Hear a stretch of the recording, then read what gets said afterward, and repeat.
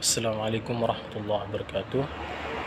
Pertama-tama, marilah kita kirimkan puji syukur atas kehadirat Allah Subhanahu wa taala yang telah memberi kita rahmat serta hidayah sehingga kita masih bisa berada di tempat yang mulia ini.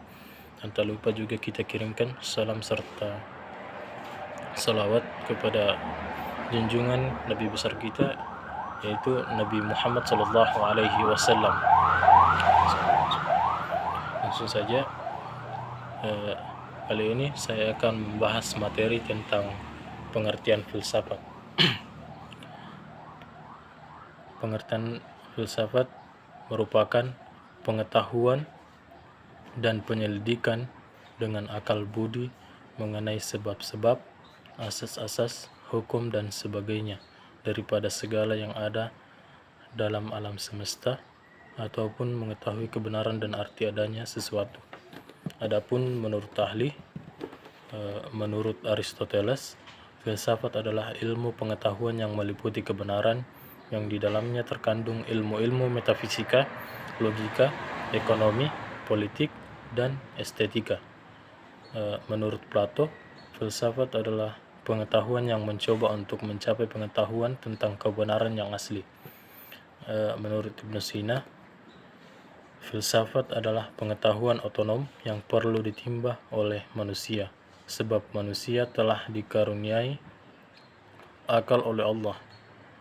Menurut Al-Farabi, filsafat ialah ilmu pengetahuan tentang alam, mawujud bagaimana hakikat yang sebenarnya. Menurut Immanuel Kant, filsafat adalah ilmu pengetahuan yang menjadi pokok dan pangkal dari segala pengetahuan yang tercakup di dalam beberapa persoalan. Itu apakah yang harus kita kerjakan, apakah yang harus kita sampai di manakah harapan kita, apakah yang dimaksud dengan manusia. Adapun tujuan filsafat yaitu filsafat mengenai tujuan tersendiri yang bisa membantu persoalan manusia.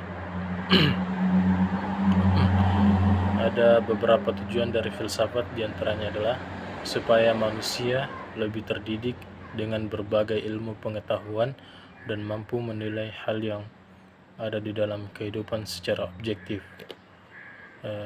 Supaya manusia bisa menjadi bijaksana untuk menjalankan kehidupannya selama di dunia, supaya manusia terhindar dari sifat egosentrisme dan berpandangan lebih luas, supaya manusia mampu berpikir, mempunyai pendapat mandiri dalam hal keagamaan, dan bisa bersikap kritis, supaya manusia bisa mendalami berbagai unsur ilmu pokok seperti memahami hakikat, sumber, dan tujuan dari ilmu tersebut, dan supaya ilmuwan lebih semangat untuk memperkembangkan pengetahuan dengan mencari kebenaran.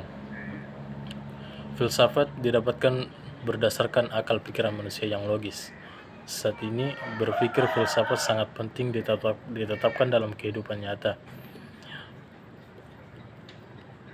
Ada dua pemikiran, yaitu pertama radikal. Pemikiran radikal yang dimaksud adalah kita harus mencari informasi hingga ke akar permasalahan hal tersebut agar kita tidak mudah tertipu dengan berita palsu. Adapun yang kedua yaitu kritis.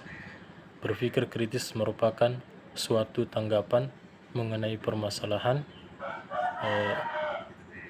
filsafat yang harus kita terapkan dalam ilmu kehidupan sehari-hari. Mungkin cuma itu yang bisa saya sampaikan. Lebih dan kurangnya mohon dimaafkan. Wabillahi taufiq wal hidayah. Assalamualaikum warahmatullahi wabarakatuh.